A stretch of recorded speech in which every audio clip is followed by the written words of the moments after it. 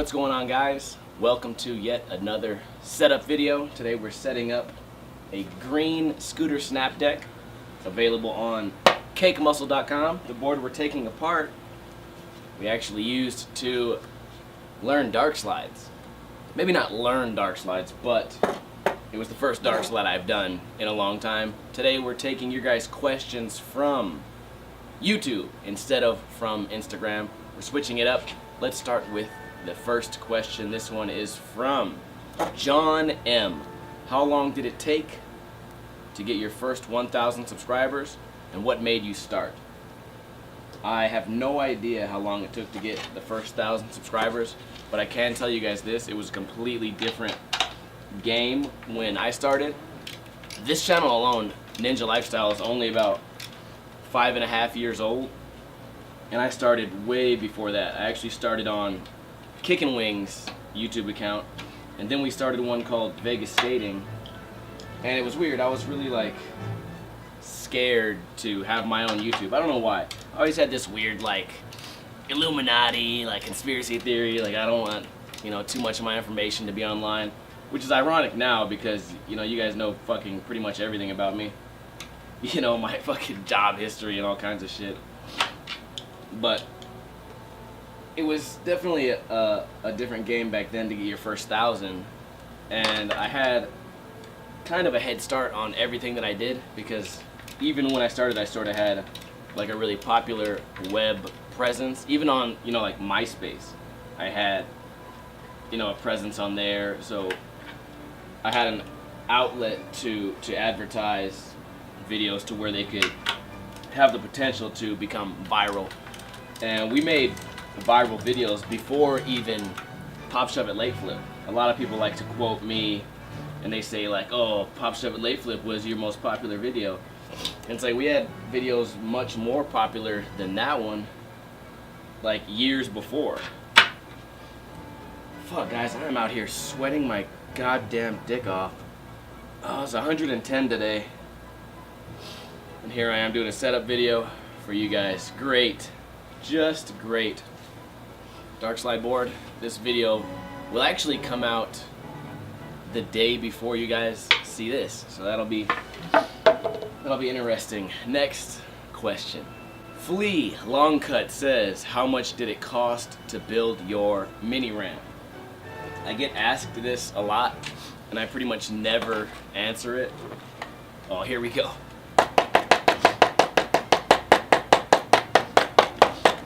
We will find this hole. We will.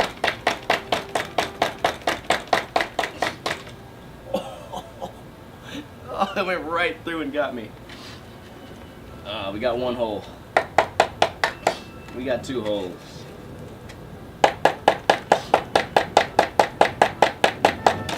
We got three. The last one, usually the easiest.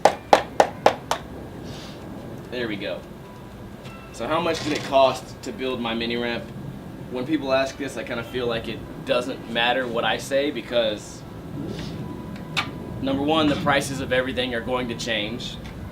Number two, you could probably build a mini ramp for $200, or you could build a mini ramp for $900. It just depends on what route you're going. It doesn't just depend on size, it depends on everything. Like, there's so many variables. You could build yours so much differently than I built mine, and I didn't really keep track of numbers either. I didn't, this thing took maybe like 3 or 4 weeks, but in terms of days, it only took a couple days. It was just I worked on it like every weekend, because when I built this, I still had a job, so I was just working on it on my days off. And I don't know, man, it wasn't like I was keeping track, like, oh, well, we are currently at $182. Better keep track of how much this is going to cost over the next couple weeks, because I might have to answer a YouTube comment from some kid who's too fucking lazy to go check the prices and designs himself.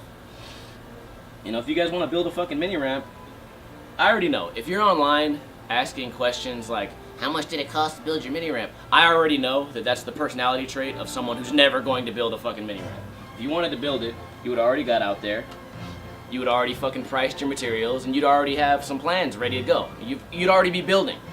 You're sitting here fucking commenting about it. That means it'll never fucking ever happen. Next question is from Thun Beast. He says, what's your favorite skateboarding video game, if any?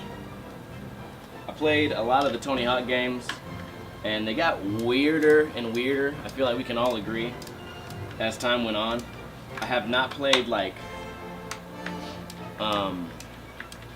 any of the skate games because I feel like for me to learn how to play those fucking complicated ass games, I would have to, it'd be like learning how to skate all over again. Like there's 3 stances in skating now. There's like regular skating, there's switch skating, and now there's fucking video game skating where it's a whole nother, like it would take me as long to learn a fucking kickflip on an Xbox controller as it would take me to learn a whole new stance of skateboarding. So I'm not into it. Tony Hawk was real simple. Dude, my hardware is fucked up. Gotta get new hardware. Tony Hawk was so simple and easy to pick up. That's why I liked it. I liked the idea of like, here's what I would do. I would play the Tony Hawk games and I would put my stats like super low and I would go set like 1 handrail and I would do tricks that I could do in real life or tricks that I wished I could do in real life. You play one of these like these new games, these next gen skate games, and it's like you have a hard enough time doing the tricks in the fucking game. Like you'll never do them in real life and they're hard enough to do in the game. You know what? I was watching, I think it was Richie was playing, and he was trying to kickflip back lip a rail. And he had to like kept restarting, and he had to make like a save point, and it took fucking like 5 minutes for him to kickflip back lip a fake rail in a fake video game, playing as a fake fucking character. Like, you might as well just go kickflip back lip a real rail. You know? You're gonna take all that fucking time.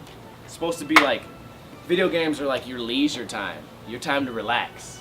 And you're out here trying hard, sweating, like me. Next question is from Jeremiah Bozarth. So I'm wanting to progress as fast as I can in skating, so I can catch up with a friend. How do I do that? Question mark. I feel like the answer is pretty simple, and you guys should know this by now. The harder you work, the farther you're going to get. So you're gonna have to work harder than your friend. You're gonna have to spend more time on the board, spend more time, you know, thinking about skateboarding. I know when I was a kid, I progressed really fast, and the reason I progressed really fast is because I was like engulfed in skateboarding. Like there was nothing I could think about. I would go to school, I'd be drawing pictures of skateboarding, I'd be, you know, trying to do homework. All I could do was think about skateboarding. And you know, later in life, it became more important for me to, you know, get a hobby and not be so, you know, stressed out about skating. But as a kid, everything was so new and so amazing. And I feel like if you don't feel that as a beginner, then I don't know, maybe you're on the path to quitting anyways. Unless you do really like pick up skateboarding as a casual thing, you know. For example, you use your skateboard to get from point A to point B and you learn to kickflip on the way. Like that's a really casual skateboarder, but when I started I was super into it, so it was easy for me to like get better than people who had been skating longer than me because I was spending so much more time not only thinking about it, but thinking about it, doing it, like planning it, being on the board, you know, spending those thousands of failed kickflips to learn one good one.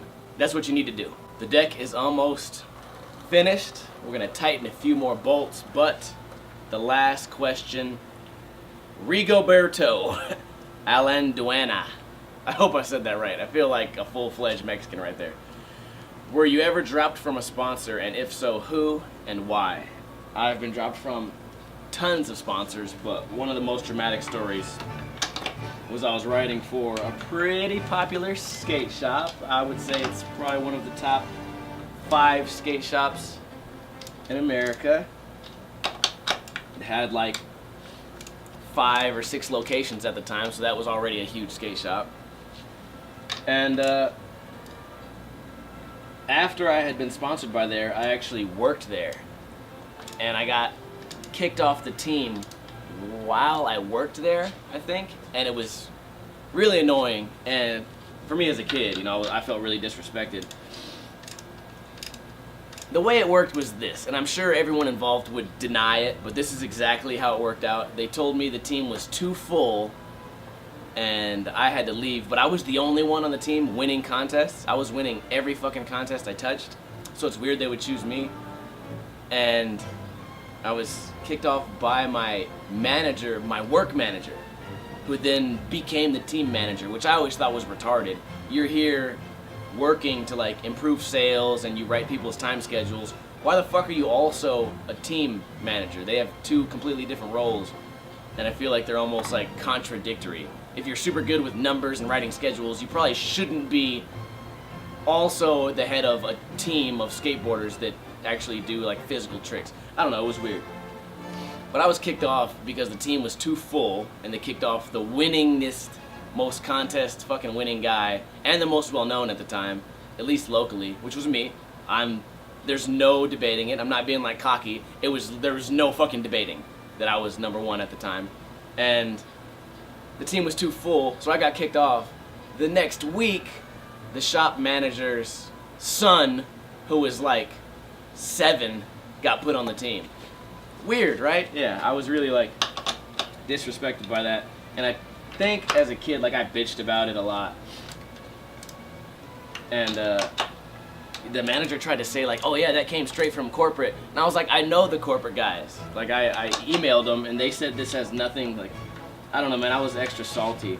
But at the end of the day, do I want to ride for a team like that? Probably not. And, you know, of course, being such a successful shop, it'd be nice if I could be like, oh yeah, and that shop went out of business the next year. Like, that shop's never going out of business. It's probably thrived, you know, regardless of if I'm alive or not. But I remember being like, you know, like, it's one of the things where you like look at skateboarding and you're like, things are not what they seem. You know, fuck this. Fuck this politics. I mean, of course it's not real politics, but, you know, it's just a fucking skate shop. But as a kid, you know, I was like, I was real fucking salty. Like, as I should be. Like, why the fuck wouldn't I be salty about something like that? It's fucking ridiculous. Anyways, guys, we had some great questions. The board came out pretty good, I would say. The colors look good. I made this line a little thicker than before because I was having a really hard time with this deck to figure out like which side was the nose, especially at night. So I got an orange top. Should be a little bit easier. Usually if I have a dark topped board, I'll put like a line, I'll spray paint a line to make it easier to see. Other than that, it's just a regular old Cake Muscle. You guys can pick one up at cakemuscle.com, and I hope you guys enjoyed this setup video. Until next time, guys, Kuna Matata, bitches.